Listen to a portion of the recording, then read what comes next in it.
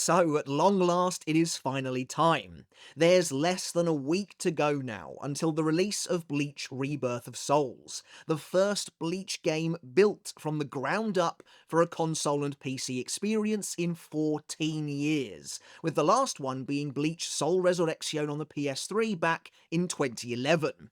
It's extremely exciting and vindicating to see Bleach getting this kind of recognition again on such a big stage. A big budget AAA release that's being marketed across all of the major platforms and their socials, as it is both long overdue and well deserved, and kind of surreal to see. I've said for a while now that it's an exciting time to be a Bleach fan, and this game is further proof of that renaissance.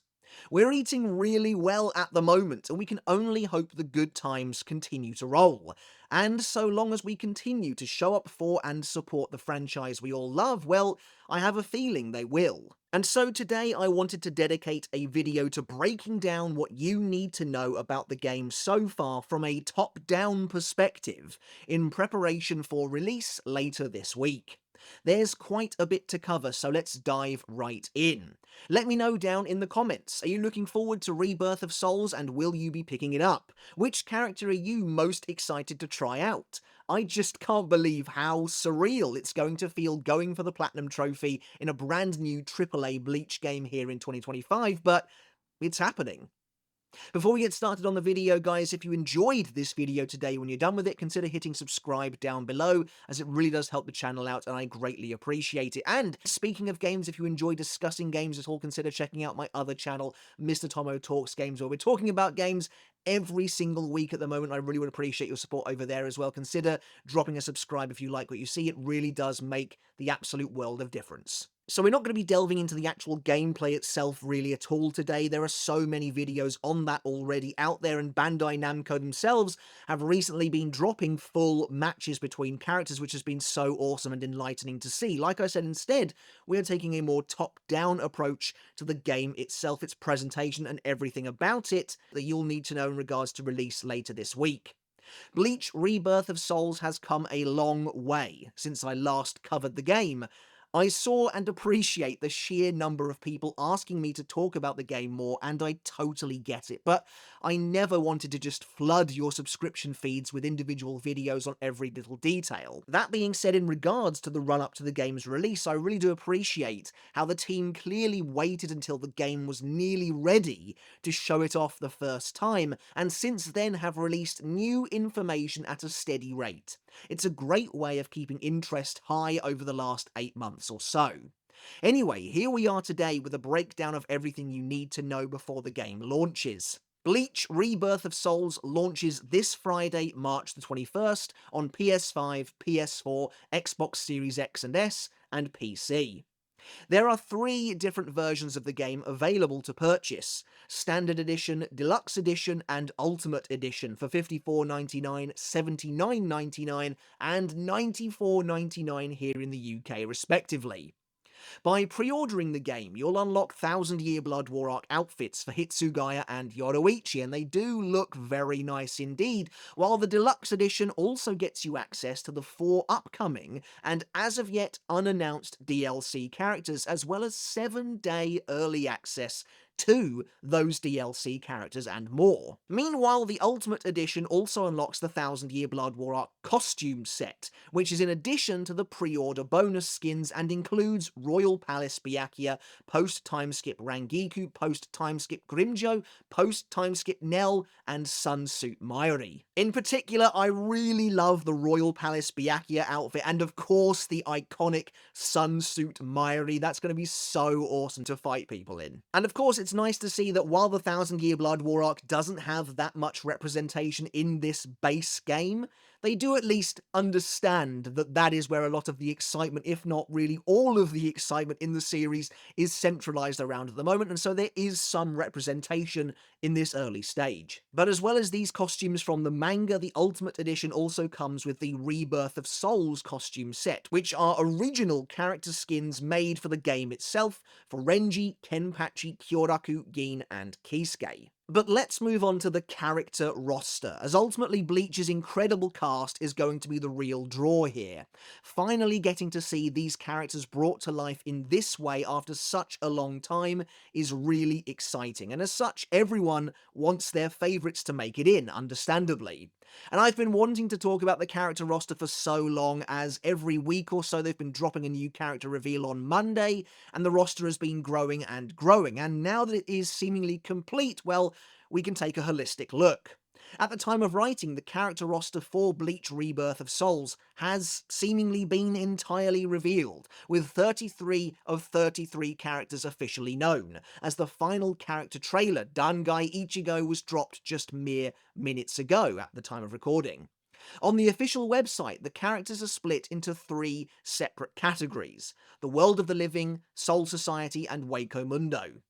The playable characters from the World of the Living are as follows: Ichigo Kurosaki, Uryu Ishida, Sado Chad Yasutora, Kisuke Urahara, and Shinji Hirako. Ichigo will also be playable in Bankai as a totally separate character with his own unique moveset. The playable characters from the Soul Society are as follows, and this is unsurprisingly the biggest chunk of characters: Shigekuni Genryusai Yamamoto, Yoroichi Shihoin, Suifon, Gin Ichimaru, Izuru Kira, Byakuya Kuchiki, Renji Obarai, Sajin Komomura, Kyoraku Shunsui, Kaname Tosen, Shuhei Hisagi, Toshiro Hitsugaya, Rangiku Matsumoto, Kenpachi Zaraki, Ikaku Madarame, Mayuri Kurotsuchi, Rukia Kuchiki, and Kaien Shiba. And finally, the playable characters from Waco Mundo are again as follows: Sosuke Aizen, Coyote Stark,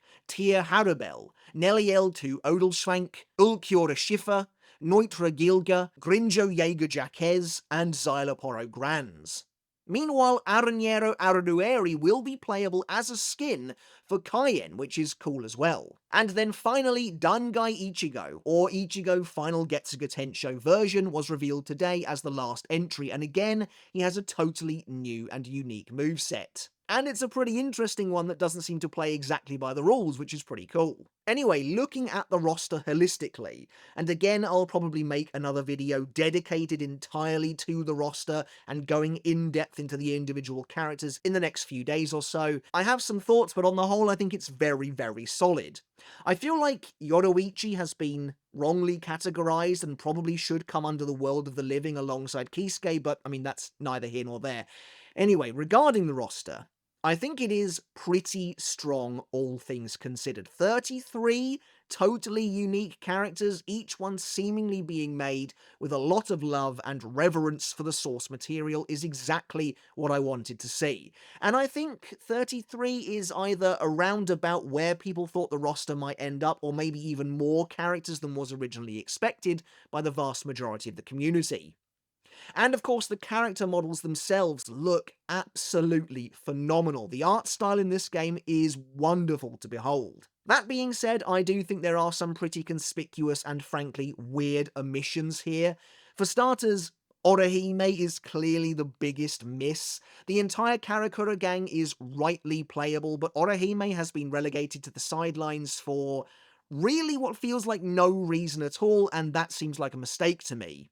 In an interview with comicbook.com, which again came out very recently, the game's producer, Katsuaki Suzuki, addressed Orihime and Ukitake not being playable, stating, and I quote, "I believe we have covered most of the iconic characters in the game. However, Ukitake and Orihime are also popular characters, but their abilities remain hidden until the Thousand Year Blood War arc." Additionally, when considering the concept of battle and reversal, it was a bit difficult to implement their fighting styles into the game. I'm not sure I really buy into the answer, specifically the first half of it anyway, especially where Orihime is concerned, considering she doesn't really reveal any new abilities in the final arc whatsoever, but perhaps she'll make it in at a later date. In regards to them not really fitting into the actual gameplay style of Rebirth of Souls, that seems more likely to me. Ukitake, especially with Sogyo no Kotowari being what it is and doing what it can do, might be difficult to work, although to be totally honest, I think you could realistically make a moveset for just about anyone. There are a couple of other faces that I'm also a bit surprised to not see here. Barragan not being playable is a real shame, especially as he has such an incredible design and central ability in Resurrection. That would have been absolutely awesome to see here, and it would have been fascinating to see how they worked Respirar into the game itself. Considering Stark and Harabel are playable, it is disappointing to see the second Espada didn't make it in, and it feels like predominantly a popularity issue, along with the likes of Zamari and Yami also not making the cut, but I really feel like that is selling the King of Waco Mundo short. Again, here's hoping he shows up at some point in the future, somehow, because I do genuinely think he deserves to be here. To be honest, I kind of feel like all of the Espada should have been playable in some form or another. We are far enough removed from the series now. We know what every single one of these characters can do now to a very granular degree, so I would have liked to have seen all of them. And that kind of goes true as well for the initial set of captains of the Gotei 13 who are present in the Soul Society arc, but there you go. And finally, as we know, the game's story mode covers everything in the manga through to the conclusion of the Arankar arc, but I do find it odd to cover the Arankar arc and yet only include one playable Vizard on the character roster, considering they are a major faction in the arc. So yes, Shinji made the roster, which is awesome to see and expected, but I think a second Vizard, namely Hiyori most likely, would have also made a lot of sense. She even has a model with her Shikai and everything, as Shinji calls her forth, as part of his own moveset. There are a few others I'd have liked to have seen, but to be honest, that's the kind of thing that we as fans of the series could really go on and on about forever. For the most part, I think this is a very strong roster and a great starting point for the game. There are a lot of awesome characters here, a lot of fan favourites, and to be honest, I'm very excited to see that several of the vice captains made it in as well, something that I was probably expecting slightly less, so that's really, really awesome. Characters like Hisagi, Izuru, Rangiku, that's great to see. Personally, I'm really looking forward to trying out Aizen, naturally, but also Kyoraku, Kisuke, and Komamura most of all. So, what's actually in the game? Bleach Rebirth of Souls looks to be a pretty substantial package, all things considered. There's an enormous story mode covering the events of the manga from chapter 1 right the way through to Aizen's defeat at the end of the Arankar arc, which is chapter 423. And it seems like much of the story mode features animated cutscenes, even if some of these cutscenes are the equivalent to a visual novel in terms of how animated they actually are. That still smacks of a lot of effort and care, in my opinion, and I'm really looking forward to playing through it and experiencing the Bleach story in this new way. This does mean that presumably there won't be any story content covering the events of the Lost Agent and the Thousand Year Blood War arcs, though I guess there's always the possibility of more in the future, or a sequel, of course, if the game performs well enough. However, alongside the story mode, the game also features a secret story mode for the various characters, which details the events of the main narrative from their unique perspectives, which I think again is really awesome. Battles take place across a wide variety of different arenas, including Karakura Town, the Serete, the Desert of Waco Mundo, Las Noches, the Quincy Training Complex, the Rukongai, and Kisuke's underground training chamber, to name just a few. But of course, there's a battle mode as well, letting players fight against their friends both online and offline, although I don't believe there's crossplay between the different platforms, but there's also a mission mode to complete as well, which features a variety of specific challenges to overcome. And what about DLC? Well, we know there is a season pass of 4 characters coming post-launch, and they all appear to be from the Thousand Year Blood War arc, I think, which is very exciting, as ultimately Thousand Year Blood War arc characters is probably what I wanted to see most from the game. Again, taken from the interview with comicbook.com, Suzuki said of the DLC characters, "We developed the characters using information from the anime production team, so we're confident fans will enjoy them. While we can't share specific dates yet, we are working hard to ensure the DLC releases without a long wait." And again, presumably if this DLC sells well, if the game sells well and the season pass does well, maybe we can expect another season pass with another 4 characters to follow in the future. But that's getting a little ahead of ourselves.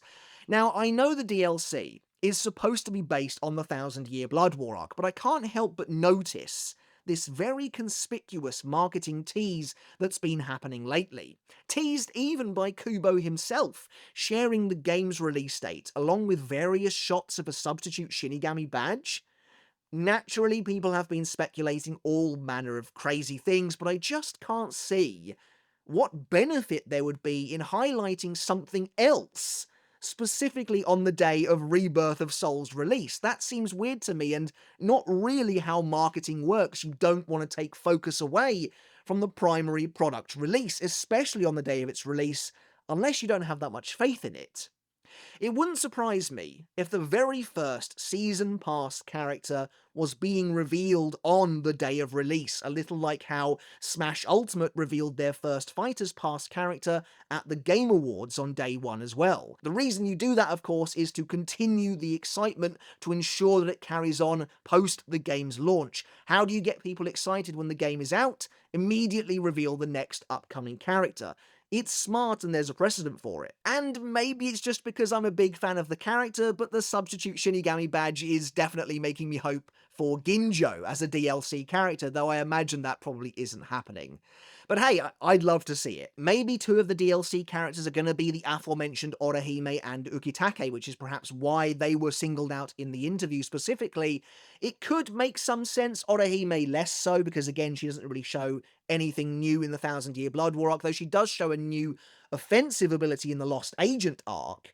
But where Ukitake is concerned specifically, they could kind of ditch the focus on Sogyo no Kotowari and instead prominently feature Mimihagi in his moveset somehow. I don't know how that would happen, but that would be pretty cool to see.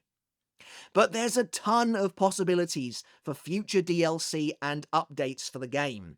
For example, they have a plethora of color page spreads in the manga from which to take inspiration for character skins from, which again would be really awesome and makes total sense to me as a viable way to monetize the game moving forward, alongside whatever new characters eventually arrive. But that's it for this video on Bleach Rebirth of Souls. Of course, there will be a lot more to talk about in the coming days, and of course, on Friday, when the game drops, I'll try and have some kind of a video out for you then. I don't have early access to the game in any way, shape, or form, so I'll do my best to try and get some coverage out for you, but in the meantime, when the game releases, I hope everyone who picks it up has an absolutely fantastic time. Let me know down in the comments below which character are you most looking forward to playing, and who do you most want to see added in the game's first Season Pass DLC. I'd love to know your thoughts down in the comments below. Alright, but that's it. Thank you again so very much for watching as always. I hope you took something of value away from this video today. Let me know just how excited you are for Bleach Rebirth of Souls down in the comments. The wait is very nearly over. Like I said, they've done a great job, I think, of drip feeding us information on a steady basis from the kind of, what was it, July reveal, I think, until now, and now the wait is nearly over. So do let me know in the comments just how excited you are for the game, and which character you're looking forward to fighting with the most. As always, consider hitting subscribe if you enjoyed today's video and you want to stay up to date with more videos from me, especially as Rebirth of Souls releases later this week, and consider following my other channel, Mr. Tomo Talks Games, for discussions on other games as well, if that's your sort of thing too. And as always, I want to end this video by saying a massive thank you and giving a huge shout out to my supporters over on Patreon. I couldn't do this without your help. It really does mean the absolute world, and it makes an enormous, enormous difference. So if you also want to support me over on Patreon as well, again, it would be greatly appreciated. So thank you all so very much. Alright guys, until next time, I'll catch you later, and I'll see you then.